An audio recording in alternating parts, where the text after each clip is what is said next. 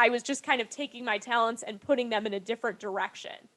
And I think like that's just so smart. Like I don't think your childhood dreams need to turn out how you think they're going to.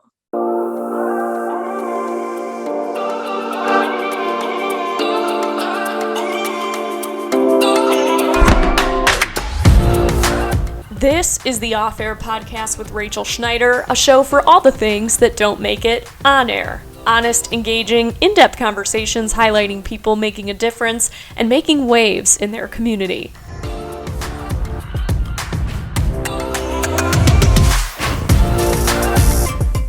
Hi, thank you for listening to the Off Air Podcast with Rachel Schneider. I'm your host. I'm Rachel.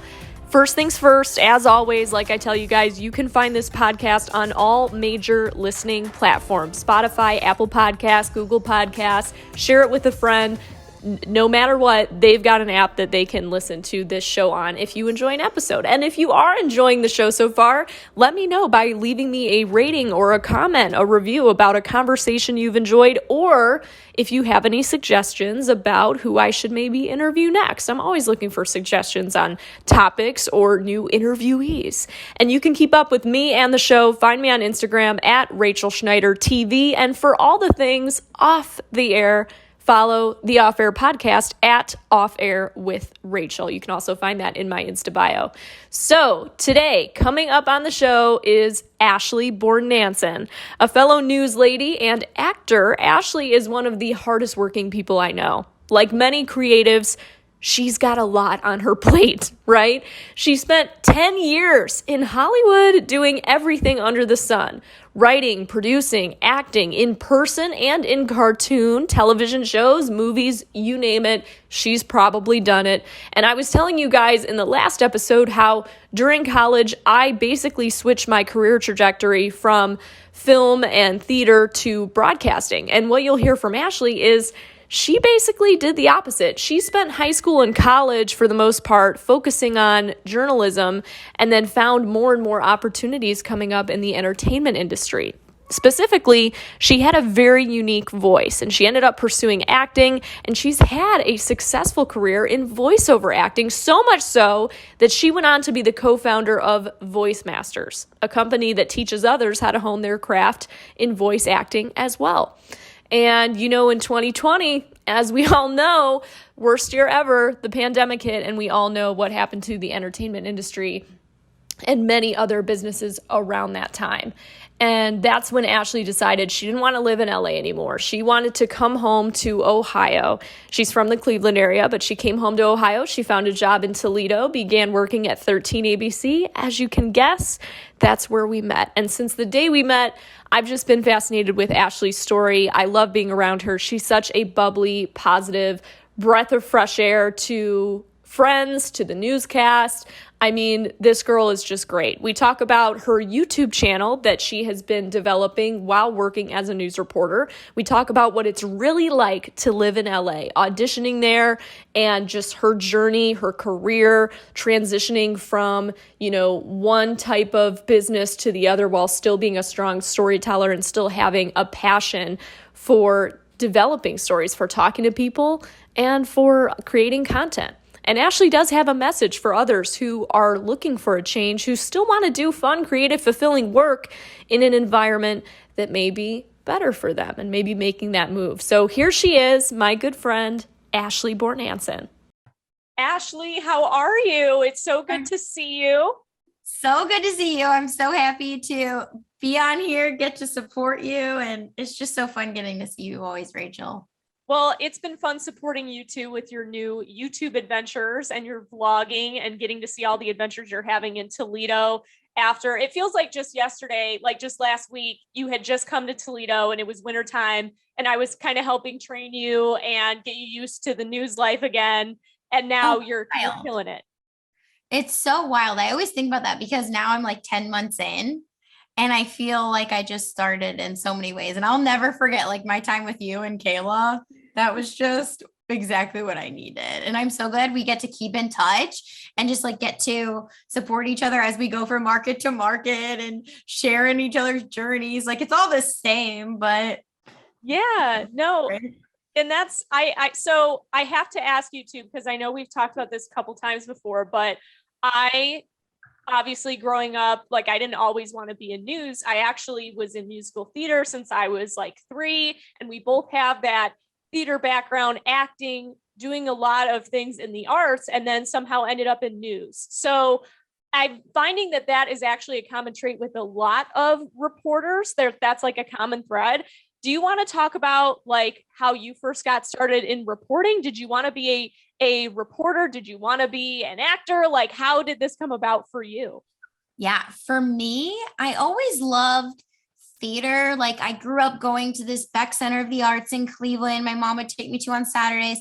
I grew up doing plays and musical theater and that kind of stuff. I don't think I ever thought that could be a job. So it just never, I grew up in Cleveland. You just don't associate that with a job. So my parents were always like, oh, you love storytelling. I was a big writer and I've always been a big writer my whole life. I, was on yearbook. I was the editor, not editor in chief, but one of the editors on our newspaper and just all the things. And I loved writing and I loved TV and performing. So when it came to eventually my senior year, I finally got the courage to take a TV class. And I was always in show choir and all those things. But there was something about TV I really loved and producing little segments and things like that. So I actually did start college and end college in journalism. It's just kind of crazy that then I ended up in entertainment and then swung back around to journalism. So I started at the Ernie Pyle School of Journalism. I wanted to go to Northwestern's Medill School of Journalism, and I had like a 4.3 and was like president of everything, and I still couldn't get in. Oh my gosh. Yeah. So I never got in. I really wanted to go to Northwestern, and I ended up going to the Ernie Pyle School of Journalism in Indiana. Was obsessed with it. I was like the entertainment anchor like my freshman year. And then my parents transferred to the West Coast. This is a long story, but I'll make it short. And basically, I got a broadcast scholarship at this kind of more liberal arts Christian school in Orange County, LA. So you transferred like while getting your undergrad? Yeah. So I transferred and I finished out my broadcast degree there. And the school was so much better. It was a smaller school, less known than Indiana, but such a better program. Like I was the executive producer and head anchor when I was there for my time there. And I loved it. I loved shooting. I loved editing. And then any chance I could, I always had an internship in LA and I was always shooting stuff in LA. So I was never like, it was an ongoing joke. I was never at school unless I was at the broadcast like station, but it's really wild. So then it kind of led more into entertainment and I could go a little into that. Yeah. So you said you were like an entertainment reporter and stuff too. I mean, how did you, because you've done a lot of voice acting work too. So, and that's I feel like that's such a niche, like you have to know other people to get into it, but how did you get started with that? Yeah. So in between my time between Indiana and LA, my family was in Seattle for a year. So I actually had to go to a third school before I could go to, it's wild. Just trust God is the key. But I ended up, my mom's friend was like, oh, you seem like such a performer. And she's like, what do you really want to do? And I was like, I want to actually be an actor. And it was always these two loves because I was also interning at a news station in Seattle. Like I was always doing news, but both worlds never really saw each other. Either you knew me as an actor or you knew me as like part of the news kind of programs. And so I started doing acting, and an on-camera casting director said, you have a really interesting voice. You should coach with this person, do voiceover. So I started coaching with him and he was like, you are just super natural at this. You just take to it very well. And I could drop into a character pretty fast. Like I have a really vivid imagination, which is the key to, I always say animation, visualization equals animation, because if you can visualize yourself in a scene, you can do animation. And I made a reel. So while I was simultaneously going to school, I also did this like acting competition and got first place in something and got representation. And that's what actually brought me to LA. And then I made a deal with my parents that was like, I'll finish school if I can also do acting. And so I was doing both. It was wild. And I eventually convinced an agent to sign me and started doing voiceover. But that whole thing is like a whole other story of having to take every class in town, having to meet as many people as possible, having a Right. ton of no's. Yeah. I mean, It's so it is wild. really who you know business.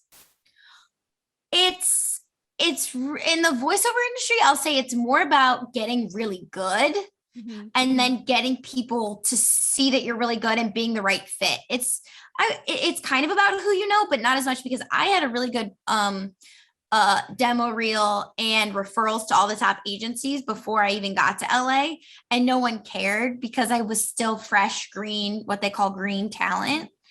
And so it didn't really matter that I knew a lot of hookups. It mattered that I was like studying with the best people and eventually like building my own little credits and things like that. So I definitely think it's more about having the talent and building your like really strong foundation and pairing that with then strong referrals. But I didn't have referrals to the agent that ended up signing me. It was a cold, like I was doing the craziest things to get noticed. Like I am such a hustler. I Like was, what? What did you yeah. do? One, I like created like a magazine, like a full magazine of like my face on. It looked like I was like on a cover girl.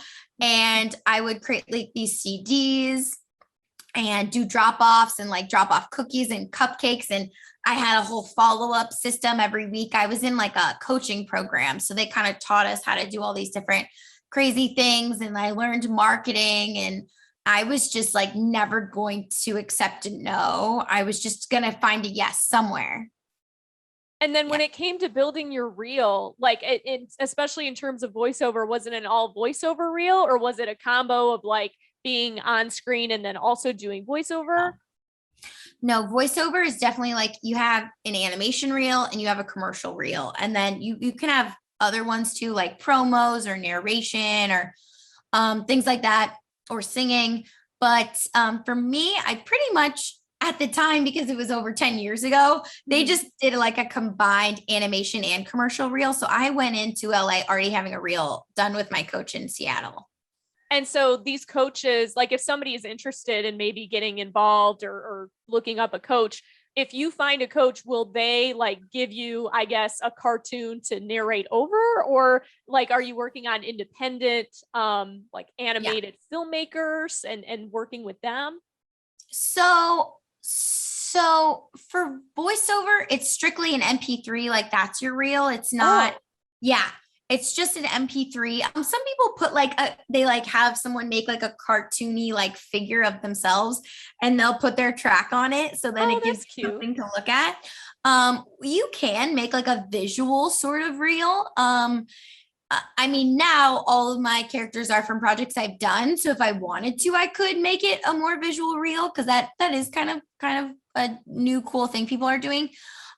So I co-run a company called Voice Masters, and I work with two casting directors, but one is also an Emmy-winning um, sound producer. So we produce demo reels, and it's all original characters for our like clients and students.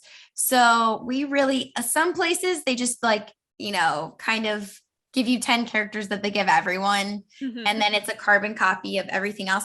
But this is like really finding people's strengths. And what I would say, and what a lot of voice actors will say is, if whoever you're coaching with can produce demos and they're good, do a demo with whoever you're coaching with because they're going to know your strengths the most. And that's the best thing that you can do. But yeah, all of it's basically MP3s when it comes to voiceover.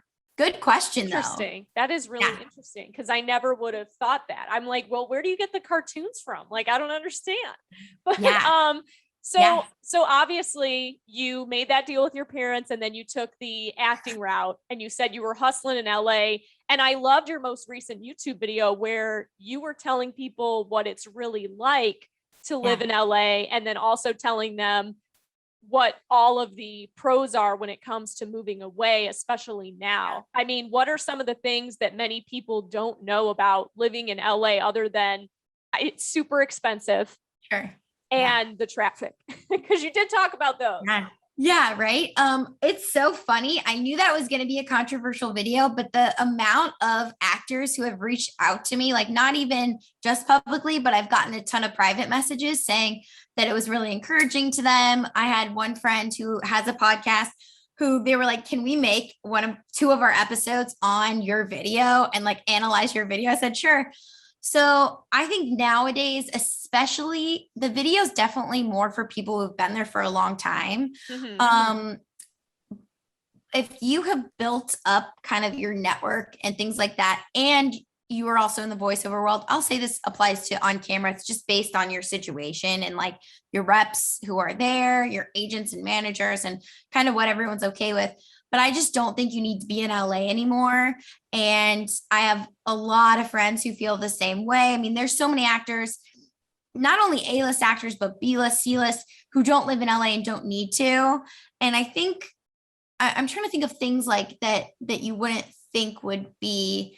I just think that you can get, it's such a creative place, but sometimes you can get lost because everyone's like that you really just need a place where you can focus and like put your head down and build your own creative, like beautiful space and be around just a better, more stable environment versus the loudness of LA. Because LA is just really loud. Like there's billboards everywhere. Like you always feel like you have to be doing a gazillion things. There's always a million people who are going to be telling you, oh, you need new headshots, you need new this, you need new that. You're just like, your money is just pouring out. Yeah. And there are some things that it's good to invest in, which I learned over time. And there's other things it's just like, people like take another improv class, take another sketch class. Oh, this didn't work. Now do this, try to be on SNL. Oh, that didn't work. Make a web series. It's just like, there's too much. And there's a reason, Rachel. It's so crazy to me that now that I'm out of LA, that's when I finally had the guts to make a YouTube channel. Isn't that wild? Well, yeah, because I would have figured, I mean, especially with your Voice Masters company now, and then all of your acting work before, I would have thought that you had been posting and posting, because when I think of people who live in LA, I think of people who are just constant content creators like all the time. Yeah. And but what you're saying is too, there can be it's just a lot of energy going a lot of places. Yeah. And I did co-create a web series that did really well on YouTube called We're Not Friends, that we were so proud of. That's what got us like really good representation and up for a lot of bigger roles. Me and my kind of co-creator of that. And people were like, oh, you're the next Rachel Bloom. Like you're the next, she created Crazy Ex-Girlfriend, or the next Broad City. I was on Broad City. And it just, yeah, to constantly be doing things. I think if you can if your thing on YouTube is like where you need other people, then find your group and just focus on that. I would definitely say anyone now trying to like be an actor or be a creator, just focus on making your own stuff. That's like 1000% versus focusing on trying to do auditions. It's just wastes a lot of time. Not in voiceover, because voiceover you can just do from your home, but doing on camera auditions, I just think is a waste of time. Like I would rather people build their own thing, because then it's independent from anyone else. You build your own empire and then you make way more money and then people come to you. It'll take time. Yeah. But when you think about the amount of time people spend in LA going to auditions year after year after year, I mean, if I would have started YouTube 10 years ago, it would be popping by now. You know what I mean? Right. No, right. That's so right. So what was it like when you first got there and you started on kind of the audition track? I mean, how often, like how many times a day were you like going to different auditions or trying to book auditions, or like, I mean, what was that process? Because did you have another job? I mean, or were you literally waiting on your next gig? So when you're first in LA, so I was still in college, but I came out and I was doing online classes that semester so I could come out to LA earlier. And I was like I was 20 and I lived with like 7 girls. It was one of those houses, like it was like a sorority basically. Yeah. At our college. So I was lucky.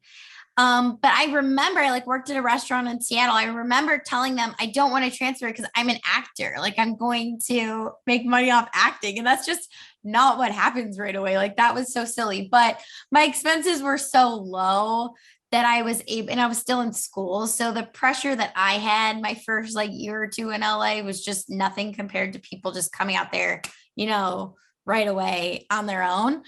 Um, I mean, here's the thing. You don't get TV auditions, commercial auditions, film auditions. You don't get that right away, like at all.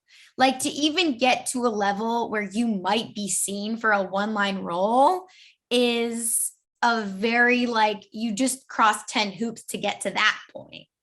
Okay. And I think a lot of people don't understand that. So when you're first getting to LA, you're just trying to like scramble for anything, like little like web series projects or little short films. And then you're trying to build your reel. And then you're trying to, usually they say try to get a commercial agent because it's easier than getting what we call theatrical. Theatrical is TV and film agent.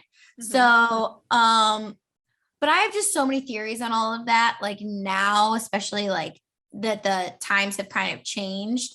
I would say nowadays actors like don't waste your time doing it's such a balance because you want to do short films and that kind of stuff to build relationships.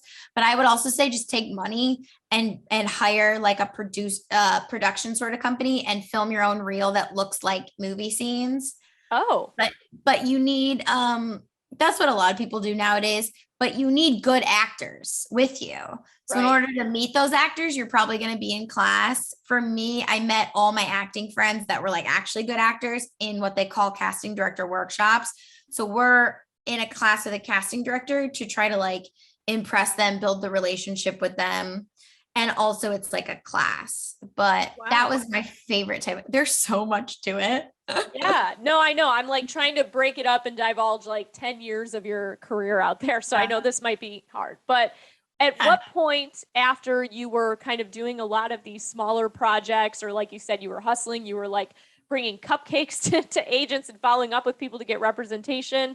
But then now, I mean, you can look back and you can say that you were in like, how many different projects. Do you remember what it was like when you got like when you landed your first on camera gig or your first like cartoon that was going to be on TV, like a pilot that made it? Yeah. So for me, like voiceover wasn't that cool then. And I like was able to, after hustling and blah, blah, I don't remember. I feel like it did take a couple years even to get a voiceover agent. Okay. I think it was when I graduated college, I eventually was able to get a voice agent. But for me, that's what also kept me going was like when I started getting callbacks for voiceover, which is very, very hard to get. They say it takes about 100 auditions to get a callback, 3 callbacks to get a booking in voiceover. And so that like always kind of kept me going in terms of like feeling like I was in the mix and like progressing towards something because on camera is just so much more up in the air. Mm-hmm. Yeah, I remember my first paid acting job. This is hilarious. I remember I made $200 and I was performing like that summer. I actually like worked a lot, but that my first summer in LA, but it was just like weird random things, but it all like ends up leading to something else. I performed at a book fair doing scenes out of someone's book. And they paid me $200 for like a couple hours. And I was like, I'm a working actor. Like I just got paid to act and just like small things like that. One of my first voiceover jobs was a live animated character that we do these like presentations for. And it was one of the creators of Rugrats. And he had this program that still exists today called Wonder Grove Kids. And I would literally go to like malls and certain areas where they'd have these exhibits where kids would talk to a cartoon. And it wasn't a puppet. It was like a screen. It was an actual cartoon. Uh-huh. And then voice actors would be like in this booth outside of it, voicing and also animating the characters with like different controls. And that was really cool because I started to see my voice to a character. And that kind of like did something mentally. And then I can't remember like my first voiceover projects. That was one of my first ones. And then I started booking little video games. And then I started booking like DreamWorks TV, which is like their like YouTube network and things like that. And that was little things. And that was from relationships I was building in my classes. They would have me audition. And then my first like movie was a movie called Pups United, which was with Rob Schneider, and that was a big deal. I didn't get to meet him, but it was like such a big Oh my deal. gosh, my long lost cousin. Yeah. Schneider. So that was wild. And that was really cool because it was like a Lionsgate movie, and I got to voice two dogs, and one was French and one was Russian. Oh, okay. Yeah, it was wild.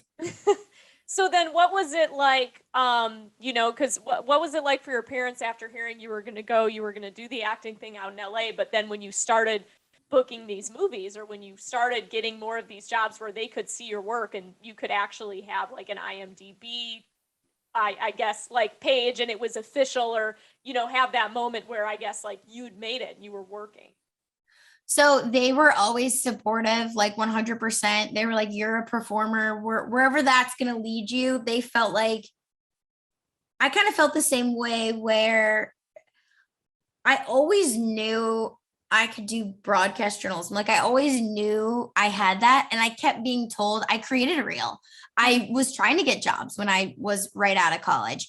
And everyone just kept saying I looked too young and sounded too young. I mean, people to this day think I'm 22. Like I keep getting that, right? Which I guess is a compliment. But picture me at 22, which was like 10 years ago. You know what I mean? Like I looked and sounded so young that so many stations were like, I felt like I looked like a kid. Like I literally was going out for like 14, 15-year-old parts on Disney Channel, So it's just like didn't resonate that I was like a journalist. So I was like, you know what? It seems to be the route where things are popping in entertainment. I do entertainment. And if I want to ever go back around, I just felt like I could. And so they were always really supportive. I think when I did that competition, one of the stars of Gossip Girl, his mom wanted to represent me. Oh. And that's when we were like, yeah, like it just felt like you probably feel the same way. This is going to sound weird and like so annoying, but I just always knew I was like a star. Like I just knew I was meant to be in front of a camera or on stage telling some sort of story in some way. That was just my gift. So whatever way that was going to be, I just like, it's not even a question to me. Exactly. Yeah. You are the exact same way. So I think you would understand. So like when you started hearing those moments where it was like, whoa, this just got real. Like you just got offered, to work with an agent. Sure.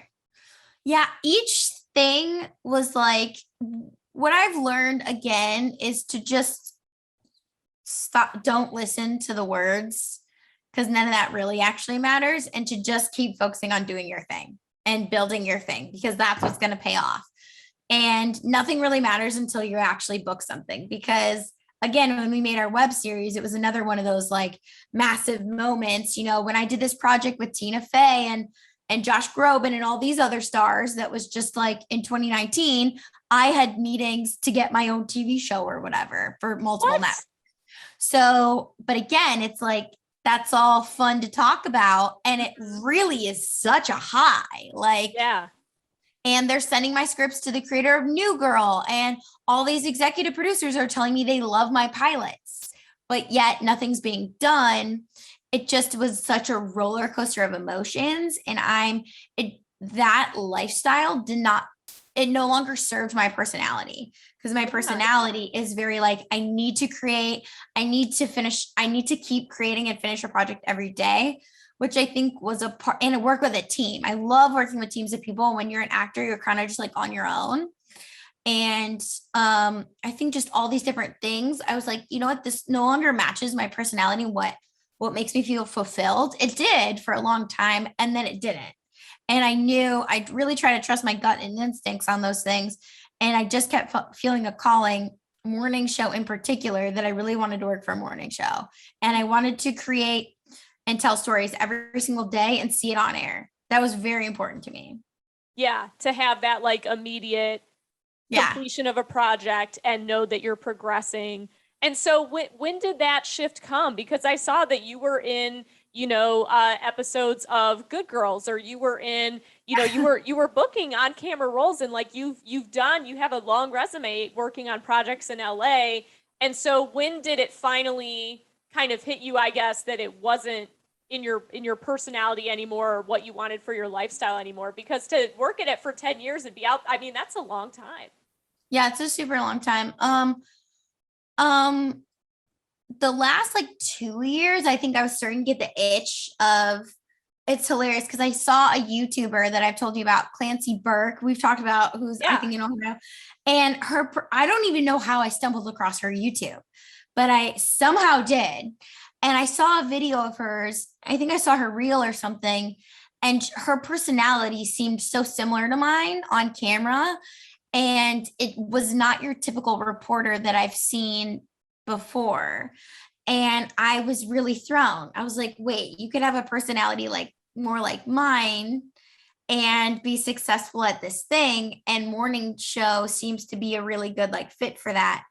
So that was a little bit of like just like a little seed that was planted like 2 years ago. And then it was last summer that I was like, I'm doing this. And I like got different clips from different shows I had done with my friend in Las Vegas and shot other stuff and just put together a reel. And I just like knew, I was like, I'm going to get a broadcast job. Like, I'm just going to, it's just a matter of where. So it was also realizing that the way that local news is now, you didn't have to do some kind of hard hitting, like hard news story every day. You could do fun things and show your personality when you interviewed people. And then that's kind of what drew you in. Yeah, I knew it would be a balance of both, and I was fine with that. I think it was more so our main broadcast professor. I love him, but he really made it seem like you have to be this one thing that did not really seem to be the path for my personality. And I think I talk to people now, and I really think news directors and managers really have to build like a football team, and that each of us, like I told our assistant news director that there's this guy who's really great on our team that's more like a Brian Williams. And I go, I'm never going to be like him, and he's never going to be like me. Like, you need a Brian Williams and you need a Hoda Kotb, Yeah. like you need both, and they're both great. And I know what lane I'm in, and I know what I'm good at. So I don't ever look down upon people who have sort of jobs like mine or have personalities like mine on TV, because other people can't do that. Yeah. Because it's so you were finally figuring out, oh, wait, like I can still be myself. I don't have to be this one brand of like serious news person to do this job anymore. Yeah. And I never knew that. And so then what was it like after acting for 10 years and then trying to get into TV news? Like, I know you said you started building a reel with your friend, and then like you got in touch with an agent before you started applying, or did you try to apply on your own nearby, or like when did that shift come to where you were doing that? It was such a fast process. Like, and I just really think that's like, again, like just being in line with your purpose, being in line with like God's vision for your life, because everything fell into place so quickly. Like, everything was just like, yeah, you were made to do this. Like, it just felt like the minute I started sending my reel out to my reporter friends and things like that, someone saw my reel on LinkedIn or something, and they were like, oh, let me send this to an agent. There were several agents who wanted to meet with me via Zoom because we were during the pandemic. I was up for multiple jobs. Like, it just all happened within a couple months. It was just so cool. It didn't happen like right away in a couple of weeks. Like, I wasn't offered a dream job, but in a couple months, it was probably like 3 months. Which was really cool because I hadn't like been in it full time before. So that was really, to me, like God's way of being like, you like keep going on this path, because this path fits you. And had the industry changed at all, like since you were studying it in college, and then when you started seeing what people are doing? I know you mentioned like there's more personalities on there, like you saw kind of the different possibilities, but in terms of the workload and what you were thinking you would be like doing when you worked in news? What were some changes, I guess, that you realized once you were interviewing for jobs? Well, I knew that everyone was an MMJ now, and that's how we were trained in college too. Mhm. So I honestly didn't realize that there were people that weren't shooting their own stuff. So I thought everyone was shooting their own stuff, and we were all going to edit our own things, and that's just what it was. So I really wasn't that surprised by it. It's interesting to see the different um shows. Like if you're on the morning, it's so different than the day side than the night side. Mhm. um that was interesting, but I also I was studying a lot of people that I knew, that like I was like, oh, okay, like you do multiple hits in the morning. I was doing a lot of studying. But yeah, I don't know if I was that surprised, actually. I don't think anything really threw me off. So then um when you got the job to be like an MMJ, I know you said you wanted to do mornings because you were very attracted to like the types of stories that you would get to do then. yeah, So what were some of the like things that you had to get used to being in a newsroom now and like turning on broadcast mode again versus after being an actor for so long? I don't think it's like so much more fluid than I think people think. um like I've always been a storyteller and I've always been a producer. So Mhm. I was a producer on a TV show, Yeah. a social producer. And so, I know how to produce stories. I think it was more, what does this local community, what do they care about? That was probably the biggest like transition, because Like I finding kind of, story ideas, booking interviews. yeah, that I was used to like big city life, and it was interesting hearing what a smaller local community cares about versus working at E News Now. So that was probably the heart. I feel like that's what I hear from a lot of journalists too. Like it's always hard to find story ideas. It's always like, whew, let's keep trying to find more ideas and keep building from there. But in terms of like, was it hard to turn on? I just feel like I'm both all the time. I feel like when you are doing, when you're on camera doing broadcast journalism, you have to bring it. You still have to be entertaining to some degree Right. and captivating and tell a story. And it's all improv mostly. Like when you're doing live shots, like, yes, you can kind of script it, but for a lot of the breaking news and stuff, like so much of your improv skills, like who's going to outshine? Is it going to be the person who's better at improv, or is it going to be the person who's a better writer? I don't know. It could be the person who's better at improv. So I think it's just like owning what you bring to the table and your strengths, and then trying to get better at whatever you're not as good at. How did it feel to transitioning to a workplace where you were presenting as yourself and you were informing people as yourself versus being a character? Yeah, I'm way more critical on myself now than I was before. Really? So, yeah, because it is me. So, I just when I'm a character, I just don't even feel like it's me. It's this weirdest, like I could look like trash on camera and be fine with it. But every day we're having to do our live shots and then edit our live shots, put them on the web, put them on our Facebook page, have our friends look at them, and we're saying, "Hi, I'm Ashley. This is my story today. This is my job." Like your job, everyone gets to analyze every day. Most jobs, like your neighbor isn't seeing every day. Your best friends aren't seeing every day. Not that they're really looking and caring, Right. but I'm definitely like super critical now. And then, like you said, going from before, like you might work on, a TV show episode and not see it air for, months to a year versus now you're That's posting true. things every single day and then having like more of the public eye, I guess, see you. Like you already had a following before from your years as an actor, like online on your pages, but then what was it like to start hearing from people every day, like sending you DMs and on Facebook or commenting on your work? It's so cool. I really love it. That's why I've grown to really just like love local communities, because what we do is actually affecting people. And when I say, "Hey, check out this restaurant," or this group of people are trying to do something amazing. They just raised $500,000 to save the Good Time One ship or something. Like they actually care. Or what, even breaking news, like something bad's happening that could affect their lives somehow. So I just love it so much, and I love that it's impacting them, and I like hearing from them a lot. Like now that I'm doing more Facebook Live shows as well as a part of our team, that is very interesting to see how like people respond and react, because they comment a lot in the comments.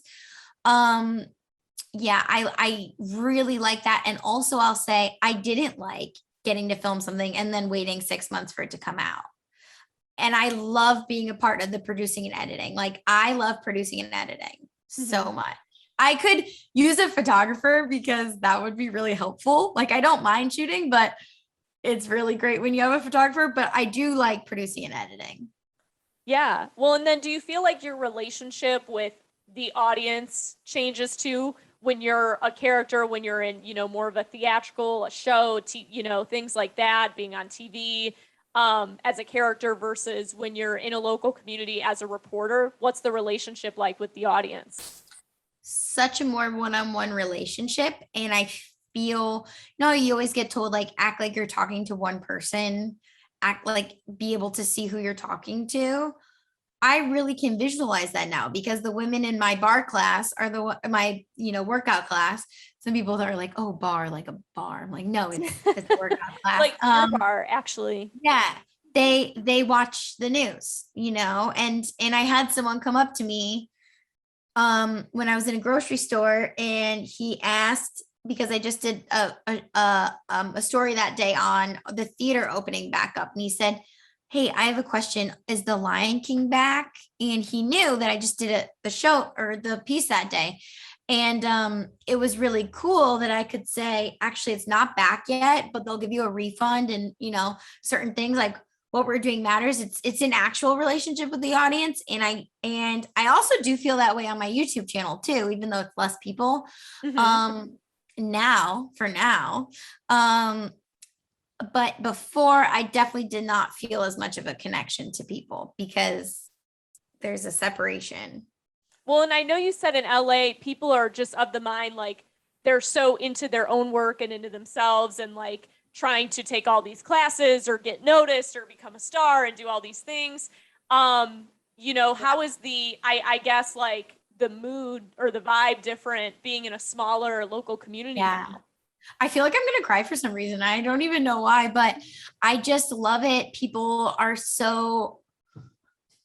I just love it. I don't know if I'm going to stay in the Midwest forever. I always tell people I'm going to go wherever God wants me to go, but I really like truly care about the local community. And our team is very, like, I have a lot of mentors now, and I really actually love being back in the studio. I didn't know if I would like it. I really didn't know, because I came into it remote for 7 months. I was very nervous to work in the studio. I didn't know 75% of the people, but now I can genuinely say I have multiple mentors in different ways. Like one person will help me, continue to get better at writing. That's a really big thing. Now that I'm doing a lot of national stories and international stories on our Action News desk, there's ways that they might say it on NPR that's very different how we say it in our local Ohio community. So getting better at that. And it's just much more team work, even though we're all doing separate stories and kind of having to be on our own. I do like that you can go, hey, like, do you have a lens I could borrow, or, whatever it is that you need. It definitely does feel more like teamwork than before. So I really do like it. So I feel like people don't believe me when they're like, how do you like Ohio better than California? But the lifestyle and the culture, I think, is just much more fulfilling at this point in my life. Maybe not when I was, 18, I needed to leave Ohio because I'd grown up here my whole life. Yeah. And I needed to go do my thing. So now you're doing YouTube in addition to your career as a journalist. And then you're also still doing voice masters. You're so busy. You do so much. But like Yeah. what, you know, I know that in your first couple YouTube videos you expressed it just took you so long to finally start one. And how do you feel now having quite a few videos out and being consistent and doing vlogs? Like what extra level of creativity does that bring to your life now in Ohio? I love it so much. It's definitely like my hobby, and a way I can express myself creatively and really flex different parts of like what I'm really drawn to.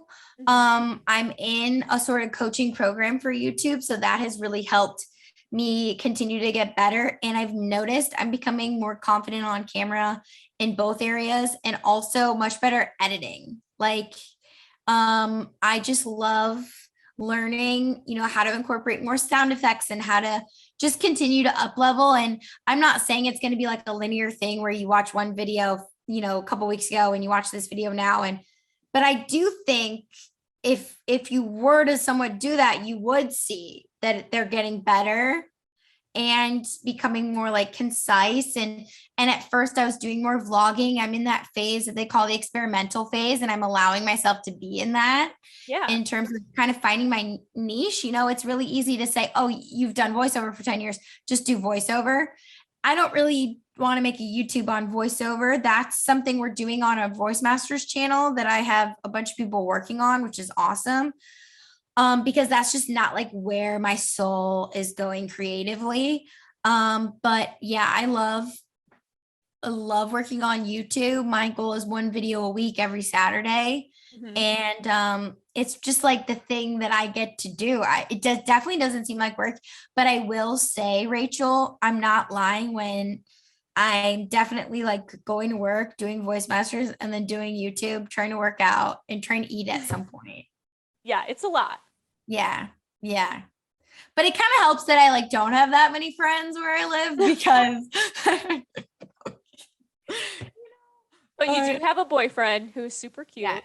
Yeah, he's so sweet and super supportive and will like help me get different shots and stuff. But YouTube is a fun journey. I think I'm so committed to the journey of it. Hmm. And before, when I would do like little YouTube things, it was always like, is this going to blow up? And Right. I just know that it's a long process, and to keep getting better at it. And I have different courses that I'm doing with it to try to learn different, algorithms. But it's also, to me, it's really about how I can serve people based on my life experience and also like what they're looking for. So I love YouTube. It's definitely scary though. And What's it's scary still about it? because you are putting yourself out there in a different sort of way. And I just feel like intros are always so weird for me. So I end up doing what some YouTubers I think do, where you like take something that you did later in the video and kind of like put that in the beginning and kind of tease your video. Right. Or just don't start with your intro at the top. It's just, Hey guys, welcome to my channel. Please like and yeah, subscribe.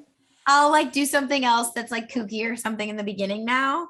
To really, and I try to like keep tightening up things. And YouTube, what's cool about that is I love like weird jump cuts, and I love just finding different like gifs and stuff you can put in your videos that just make it fun and like make people continue watching. Well, and it doesn't have to be perfect. Like it can be anything Yeah. you want it to be. There's no set formula, like if you're doing a vlog or if you want to incorporate sound effects or if you don't or if you want to have the jump cuts, it's not like TV news where if you have a jump cut in the middle of your package, it's going to be like, what was that? Like I what, know. like you have to think with like a different type of brain to where you're like, "Oh no, this is okay because this is super casual Yeah. and you're not like being graded on it." I guess. Yeah. Yeah. Yes, 100%. And I think when you have a deadline and you're really committed to it, you'll Mhm. just make it happen. Like each week, I know I have to upload a video on Saturday. So if that means that I'm not gonna do anything fun Friday or Thursday, Friday, like whatever it takes to do that, I'm gonna do. This week I was so booked every single day that I shot 3 videos within the last 2 weeks or something. So I'm ahead in my shooting, but my editing, I knew that I only had Saturday morning to edit.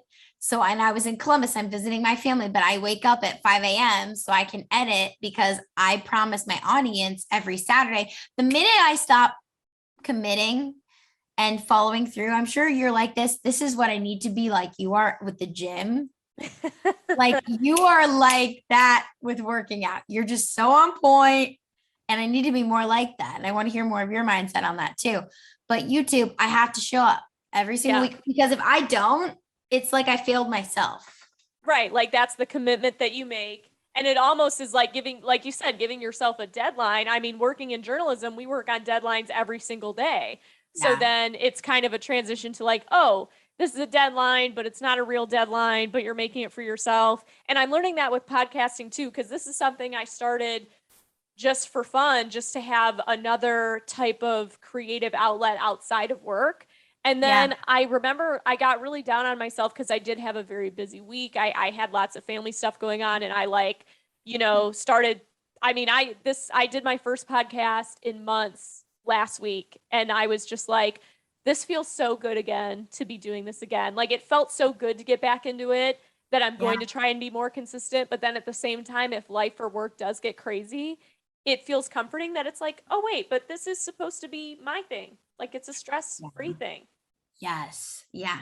And it's very fulfilling to just both sides of that, to be able to say like this last video, I didn't put as many like kooky sound effects and kooky pop-ups like I did fall decor. And I definitely could have had different text popping up and like sound and like all that stuff. I just didn't have time for that. And I was like, you know what, for me, it's less about getting it super perfect and having this come out days later and more about getting it out pretty well done. But yeah, I think whatever it is, like for you, it might be, hey, I put out 2 podcasts a month or something, like every other week instead of every week, because a podcast just seems like a lot.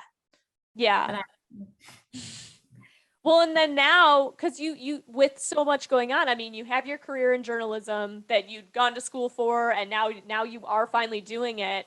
And then you still get to do stuff with Voice Masters, and then you still get to have YouTube as like another outlet. So do you think with all of this going on and with everything being this possible virtually as well, I mean, do you think you'd ever go back to LA or do acting again, or what do you think? I'm so drawn to, it's funny, a photographer today asked me, he's like, where do you see yourself in 5 years? And I told him, I work, or I try to work as if I'm working towards network news. Like I want to work as if I'm on GMA, because I really look at that as the top of the top. And I just would love to be in an environment like that. But I also feel like I am in an environment like that. Like, I don't care what market, so to speak. Like I love working in morning television, and I definitely want to continue doing that. It would have to take, I would never go back to LA as like an auditioning actor. I would only go back if there was an opportunity to work on a show like full time. Whether it was like a morning show or something like that, or one of my friends, like who now a lot of my friends are becoming executive producers, like best friends. Yeah. That if they wanted me to ever read for a role and I was right for it, like not a guest star, like a real like series regular role, and I somehow booked it, like I always say, of course I'm going to be open to that. I mean, that's huge, but I'm not going to go out and pursue that at this point. I don't care anymore. It's really wild. I prayed for this to happen too. I was like, God, if I'm not supposed to be here, like take that away from a desire in my heart. And I genuinely don't have that. Yeah. Well, and then having so many, like I think as another creative person and like artistic person, like you talk about, since when you were little, you knew you wanted to be a star, you wanted to entertain people, and you love that storytelling. And I'm 100% with you. But then you also get to a point in your life where you're like, oh, wait, I also enjoy this too, or I also enjoy having a work-life balance and doing all of these things. Like, how do you, what would your advice be for other people, I guess, who have those multiple passions and they're just kind of trying to feel it out and see what's right for them? Um, I think you have to let yourself try, whether it's, I don't think you should do anything to just get famous because that's just not going to work. Like in LA, it would always be chasing the trend. People would be like, oh, we got to make vines because that's the thing. Oh, we have to make, now obviously it's TikTok. And if your sort of storytelling doesn't follow that type of medium, then I don't think you should do it. YouTube really works for me because I like long form storytelling and I like a platform that I know will exist probably forever, like for a very long time at least, because it's established itself. And it just really fits my style. I think you need to like let yourself try whatever it is that you're itching towards, but also have some sort of like plan commitment. Like, like, oh, I'm going to try this for 30 days and see how I feel after 30 days. Cause it might be that you need to just scratch that itch. Like I created a TikTok when TikTok started booming and during the pandemic, I actually did one TikTok and it blew up. It got like 150,000 views and it was just for fun. And then I had no desire to do anymore. Like I did a few and then I was like, this is dumb.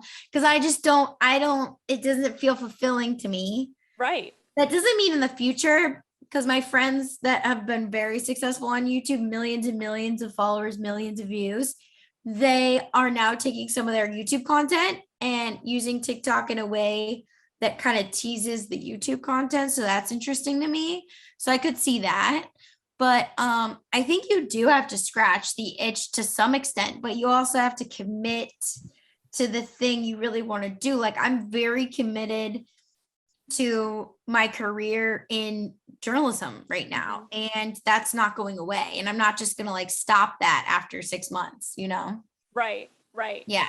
Well, and then now, like having that goal to possibly work network or, having these mentors around you that can help you improve your work constantly too. Yeah, you shoot for the moon. But then like, I guess when you're with one passion for so long and pivoting, like I know you said that was what you were being called to do. Like you put it in such a beautiful way. And I remember when I was coming out of college and I was kind of at that crossroads of, do I do news or do I go the acting route and do that? Like I didn't want to feel as if I'd failed my dream of like the acting thing. Yeah. Like, because I didn't want to feel like I was quitting. I was just kind of taking my talents and putting them in a different direction. And I think like that's just so smart. Like I don't think your childhood dreams need to turn out how you think they're going to. Like I think doing exactly that is the key. 100%. Like, do you still feel like there's something that you haven't like scratched that you're kind of wondering?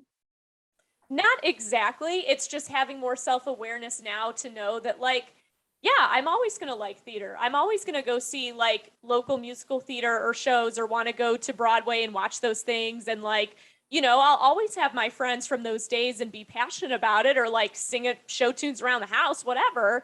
But at the same time, I know that I love the stability in my life, like financially, especially, and then just having a set schedule or being able to, like you said, live in a much more comfortable community and have that relationship. But there was a point too, and I guess it's because like it was only like a few years back for me remembering this where I was like, oh my gosh, like I'm giving up on this dream. Like I remember I had this little like identity crisis and I was like talking to a therapist at the time and I talked to my mom because ever since I was little, my parents knew I wanted to be an actor too. Wow. Like I got into like dancing and singing lessons when I was really young. And once broadcast journalism came along and I took that class senior year and was like, whoa, I really think I could do this.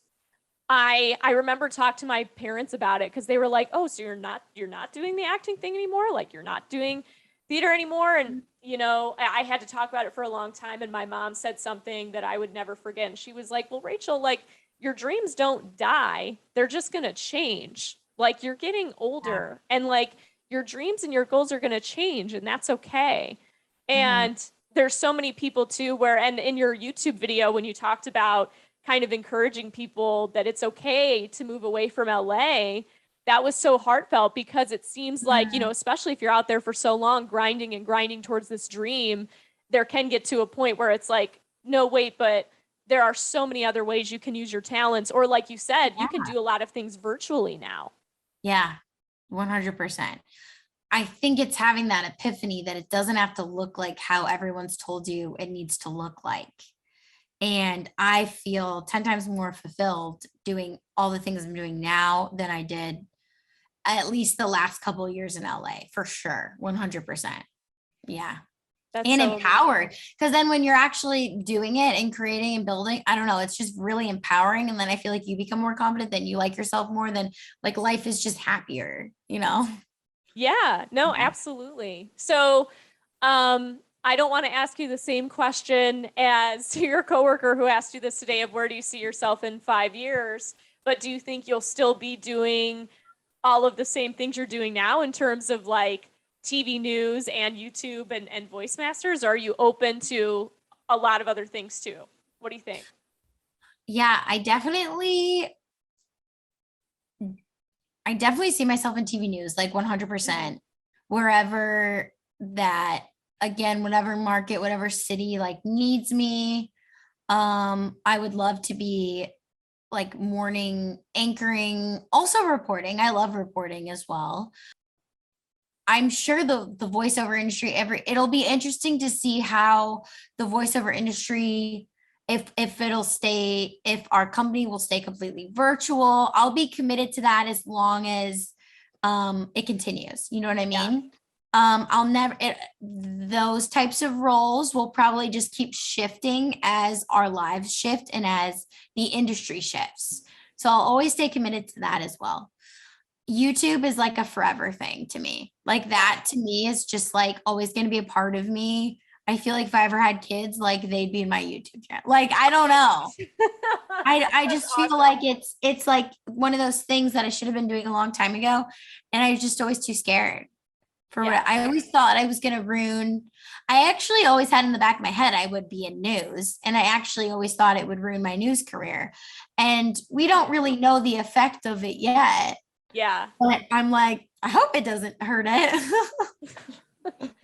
No, I But think if anything, like you said, it like helps create that personal relationship. And then on top of it, you're getting better at the things that you do on air because of the practice that you get out of being on YouTube and yeah, like talking to yourself when vlogging or then editing even more and being more creative there. So I think it's right. wonderful what you're doing. And I'm just so excited to see you grow into your new life in Ohio because Yeah. I remember when you first got there and you were still getting used to like all the different things that we did out in the field and kind Yeah. of making a home for yourself there. So I love seeing how you're growing into everything. I think it's amazing. Thank you. You know what? I will say the thing that really shocked me about my time with you when I shadowed you. Remember how you were like, what are the things that kind of surprised you?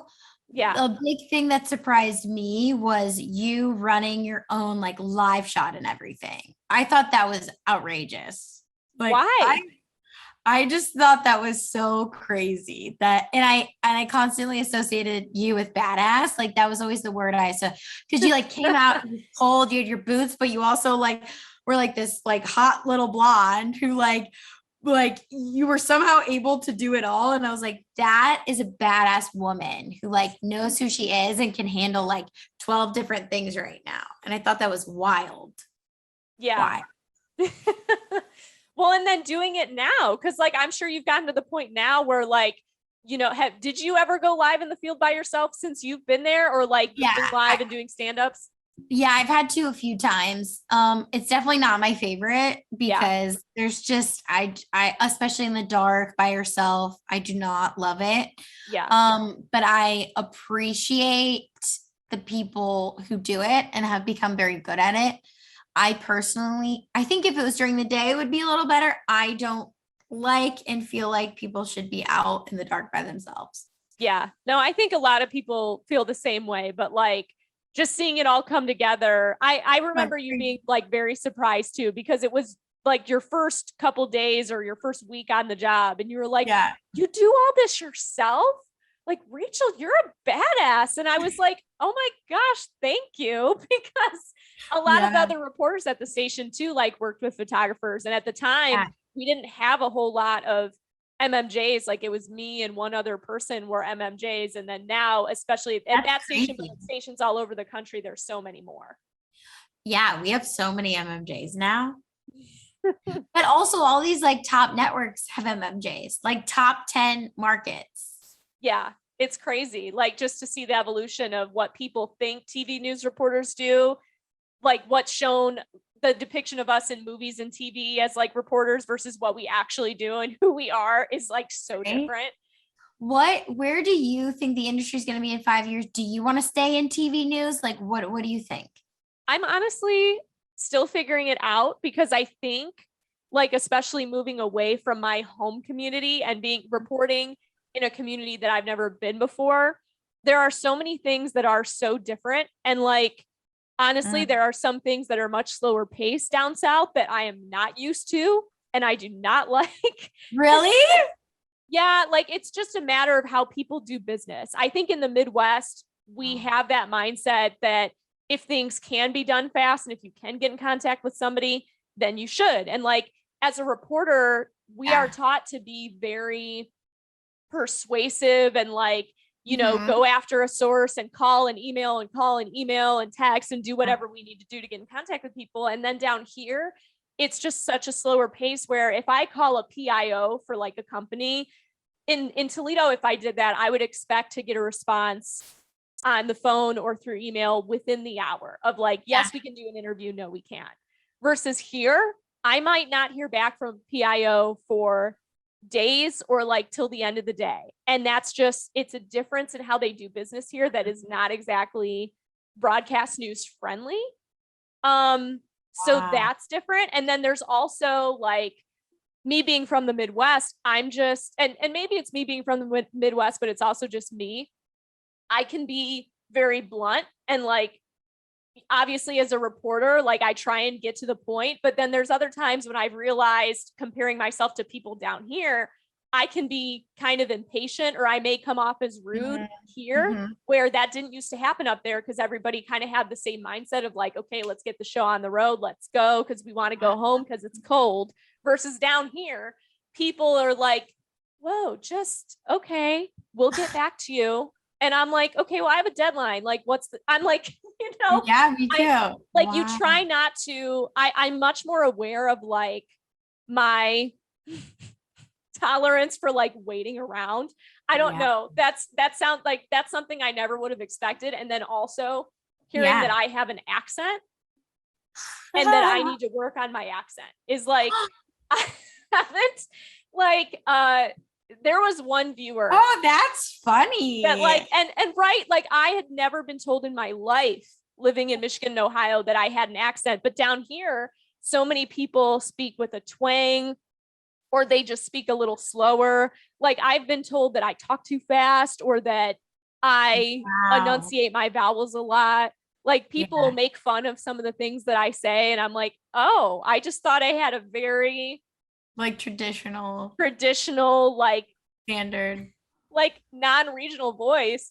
And it turns out I have like more of a Midwest accent than I thought. But then, you know, like you said, it's getting to know things that are important to this community might not be important to people in Toledo and vice versa. Like the things that we would have gone after 100 times in Toledo or like pursued more, they just don't pay as much attention to down here. Or like crime and more hard-hitting stuff, people down here, they want to hear more like of the good news. And so sometimes that's refreshing, but then other times it's like, oh, there's a shooting and we didn't go to the vigil and we didn't talk to like 2 of the family members or we didn't, you know, it's like, it's realizing that not every newsroom is the same and not every story is treated the same, which is like, it took that, like I said, that takes time to get used to. Cause in my mind, there's still like a right way to pursue something and go hard at something versus here. They're like, no, I'm like, okay.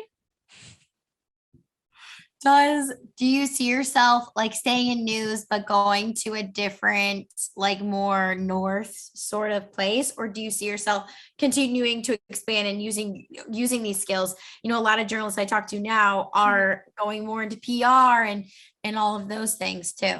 So that's something I'm really open to, especially recently where I'm seeing more opportunities come up where it's like, I have enough experience to do that job and get paid 20 grand more than I'm getting paid right now. Or so I'm not going to lie, like that's extremely attractive. Yeah. And then there's also the factor of like, I love where I live right now. And I'm really enjoying building my life here and having friends outside of work and hobbies outside of work. Like I love hiking and being outdoors. Yeah. And this is just a paradise for that. That the idea of having to pick up and move in 2 years to a different place for a better job opportunity isn't as attractive because I'm like, but I like it here. But at the same time, I don't know if I see myself staying at this station. So it's kind of like, you know, and especially too, like when you get to that point, like you said, you just get to different points in your life where you have those different priorities. And it's like, oh, but maybe this matters more to me now than it did back then. And so I'm still very, you know, I still love my job and I'm super passionate about talking to people, interviewing people, creating my own content, building a story and sharing that with my community is very, it's still like extremely fulfilling to me.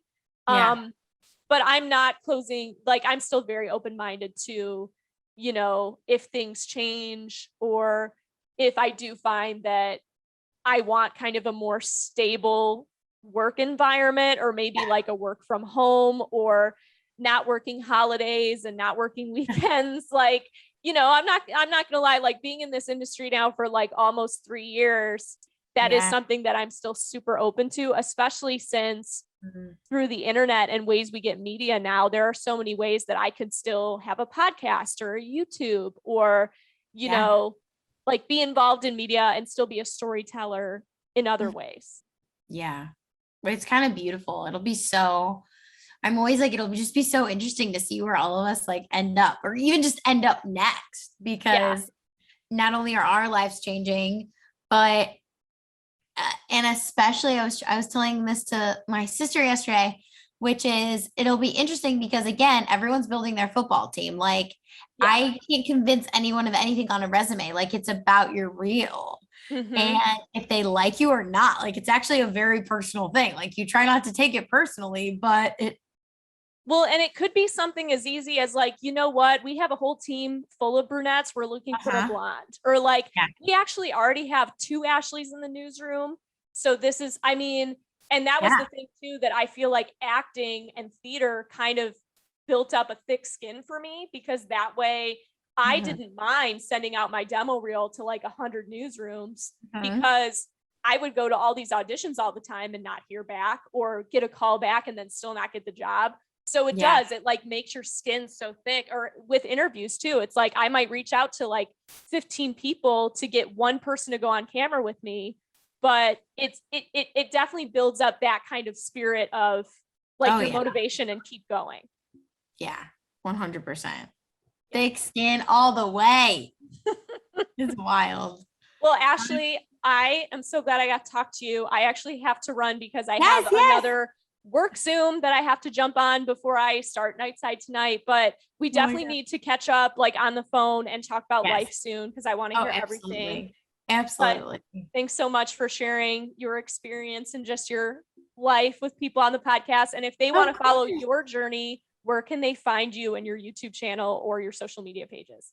Great. So on Instagram, it's just my full name, Ashley Bornancin. I'm sure you'll spell it out in whatever this is. And then on YouTube, it's Ashley B, the letter B, Inspired TV. And definitely subscribe. New fun videos every week for sure. Yeah, I love keeping up with Ashley and just seeing her journey as a journalist, but also the things she does outside of work. Her videos are so fun. So go ahead and give her a follow and we'll see you guys later. Thanks, Ashley. Thank you. I'll see you later, Rachel. Thanks so much. This was so fun.